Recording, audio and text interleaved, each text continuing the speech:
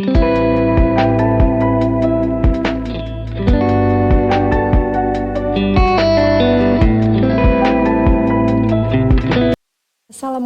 warahmatullahi wabarakatuh. Halo Sobat Ngoresan, berjumpa lagi dalam podcast Ruang Sehati, ruang sharing sehat dan edukasi. Bersama dengan saya Dr. Gigi Rintan Faristiasari, host pada podcast hari ini. Kali ini saya sudah bersama dengan narasumber yang luar biasa nih Sobat Ngoresan. Beliau adalah Dr. Susi Krismawati. Beliau merupakan dokter umum di Puskesmas Ngoresan, Kota Surakarta. Kita sapa dulu yuk. Selamat pagi dokter. Selamat pagi Dokter Intan. Bagaimana dok kabar hari ini? Alhamdulillah luar biasa. Oke, sehat ya dok ya? Sehat selalu. Ya, apalagi ini kan musim pancaroba ya dok ya? Iya, banyak sekali yang sakit ini. Iya, kita harus jaga kesehatan ya dok ya? Iya. Oke Sobat Ngoresan, pada tanggal 24 Maret kemarin kita memperingati Hari TB Sedunia dengan tema Gerakan Indonesia Akhiri TBC. Yes, we can end TB. Nah, pada podcast kali ini kita akan kupas tuntas informasi dan edukasi mengenai TBC atau tuberkulosis dan ILTB, infeksi laten tuberkulosis. Ngomong-ngomong soal penyakit TBC ya dok ya, atau tuberkulosis ya, sebenarnya penyakit TBC itu apa sih dok? Ya, TBC atau orang juga mengenal TB, tuberkulosis itu adalah salah satu penyakit menular yang ada di Indonesia. Oke. Bukan hanya di Indonesia, tetapi di dunia, ya, disebabkan oleh kuman Mycobacterium TB. Nah, di mana kuman itu bisa masuk ke dalam tubuh kita melalui saluran pernafasan. Oke, berarti bakteri masuk ke saluran pernafasan ya dok Iya. ya. Kemudian dok, untuk angka kasus kejadian di Indonesia ini, apakah banyak sih dok? Wow, lumayan sekali. Oke. Dari terakhir catatan Kementerian Kesehatan tahun 2023 itu tercatat ada kasus sebanyak 1.060.000. Wah, banyak ya dok ya. Bayangkan itu, kita penduduknya berapa, itu sudah ada 1 juta. Iya dok.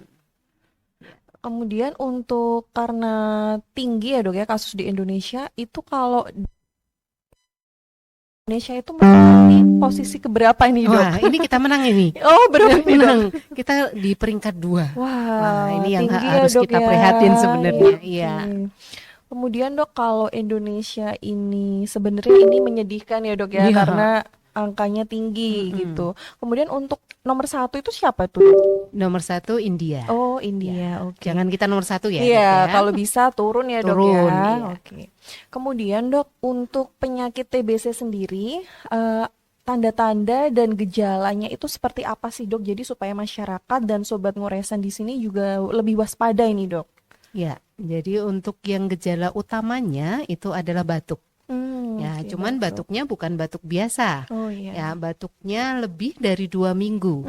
Ya, itu sebagai gejala utamanya. Jadi kalau sudah ada batuk lebih dari 2 minggu, harus waspada. Oke. Ditambah lagi, kalau misalkan ada demam naik turun, sumer-sumer, ya biasanya demamnya tidak tinggi, hanya seperti kalau orang mungkin masuk angin Oh, seperti iya. itu ya. Nah itu, kemudian juga bisa batuk darah. Oke, Ya, batuk di darah. situ juga pada saat batuk darah bisa saja kemungkinan adalah TBC. Kemudian juga keringat malam hari.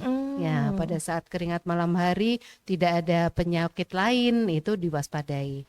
Juga berat badan menurun, kemudian nafsu makan menurun, juga Oke. nyeri dada. Oh iya. Kemudian dok, tadi kan gejala utamanya itu batuk tapi bukan batuk biasa ya dok ya. Iya. Nah, untuk gejala tambahan ini apakah langsung muncul pada si penderita atau bagaimana itu dok? Ya, biasanya kalau batuk-batuk di awal belum muncul ya, tetapi Oke. ya karena ini batuknya lebih dari 2 minggu, di situ gejala tambahannya mulai Mulai muncul. muncul. Ya, ada demam, ada yang nafsu makan turun Iya, tadi, oke, ya, batuk darah dan lain. Oke, iya dok.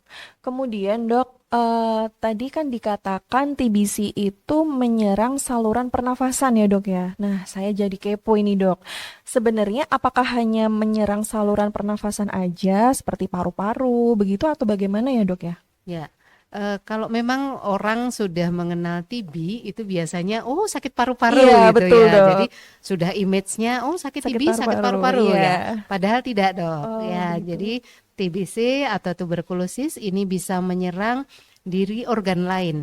Pada Hmm. saat tubuh tidak bisa mengeliminasi dari kuman TBC, itu dia bisa menyebar ke organ lain dari Oh. otak, kemudian dari ginjal, tulang sendi, Hmm. pencernaan, kelamin itu juga bisa. Wah, bahaya banget ya, Dok Iya, ya. Jadi kita memang benar-benar perlu waspada ini ya, Sobat Ngoresan. Oh iya, Dok. Saya tuh pernah mendengar istilah ILTB, infeksi laten tuberkulosis ya, Dok ya.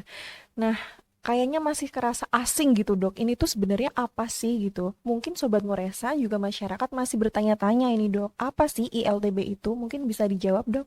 iya, baik.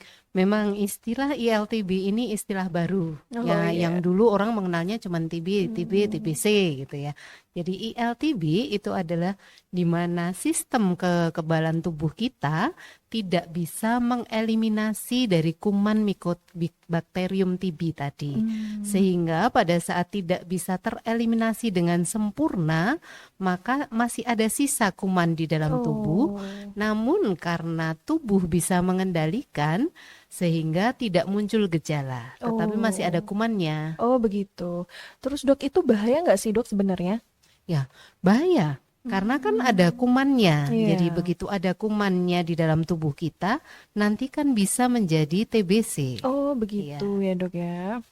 Kemudian, Dok, bagaimana sih, Dok, cara menentukan apakah seseorang itu tidak terkena TBC dan terkena ILTB itu tadi, Dok? Ya, jadi untuk memastikan bahwa saya ini sakit TBC atau tidak sakit Iya, atau ILTB betul. itu memang harus dicermati. Oh, Ya, iya, Dok. untuk yang pertama langkahnya harus datang ke fasilitas kesehatan. Ya, kalau memang tidak bisa memastikan sendiri. Oh, iya, Nah, Dok. tetapi langkah awalnya pastikan dulu adakah gejala TBC. Nah, gejala TBC-nya seperti yang disebutkan Yang tadi tadi ya, ya. Dok ya.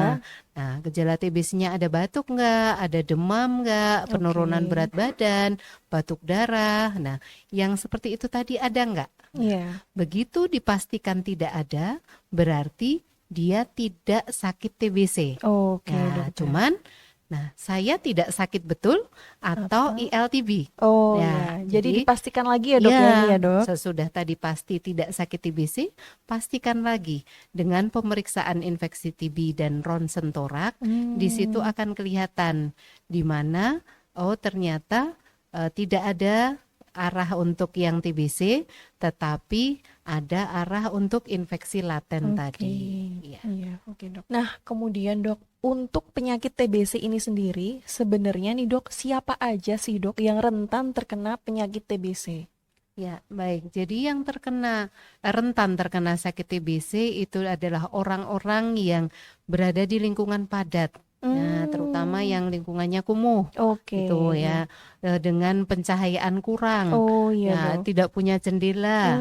Ya, Hmm. seperti itu dia akan rentan. Yang pertama itu. Iya, Dok. Yang kedua adalah anak dan lansia. Oke. Ya, ketiga adalah orang dengan mengidap penyakit sistem kekebalan tubuh Oh ya. iya, Dok. Jadi misalkan HIV, Oke. juga DM, seperti Hmm. itu juga bisa. Oke.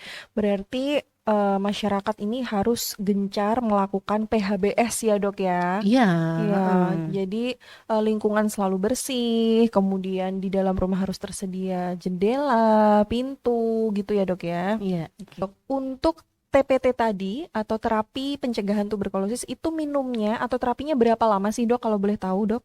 Ya, memang nanti untuk yang TPT ini minumnya tidak singkat ya. Oh iya. Memang perlu waktu 3 sampai Hmm, 6 bulan. Jadi hampir wah, sama dengan kalau yang penderita iya diobati ya. betul. Jadi bersamaan. Tetapi sehari saja. Begitu ya, Dok ya. Cuman ya itu tadi manfaatnya yang lebih besar kita lihat. Jangan melihat untuk lamanya waktu untuk meminum, Betul, ya, Dok. tetapi manfaatnya bisa untuk mencegah yang TB-TB ekstra paru tadi. Oke, Ya. dokter. Kemudian nih dok, untuk pencegahan dari TBC ini apa saja sih dok? Apakah ada terapi yang perlu diberikan untuk penderita TBC sendiri? Ya, yang utama untuk pencegahannya yang pertama tadi dari eh, pola makannya, Oh pola iya, hidupnya. Jadi kalau kekebalannya bagus, otomatis kan bakteri nggak akan bisa masuk, masuk ya. ya. Yang kedua tadi yang kondisi rumah, Oh iya kondisi dok. lingkungan Mm-mm. diperbaiki. Iya, Nah, kalaupun memang terpaksanya kena TBC, nah iya. itu yang kita bisa cegah adalah dari anggota keluarganya. Oh begitu. Ya, dari anggota keluarga yang kontak serumah itu Hmm. kita bisa cegah dengan pemberian terapi pencegahan TBC. Oke, ya dok. Kemudian dok, tadi dikatakan ada terapi pencegahan TBC ya dok ya. Iya, Nah itu manfaatnya apa saja dok?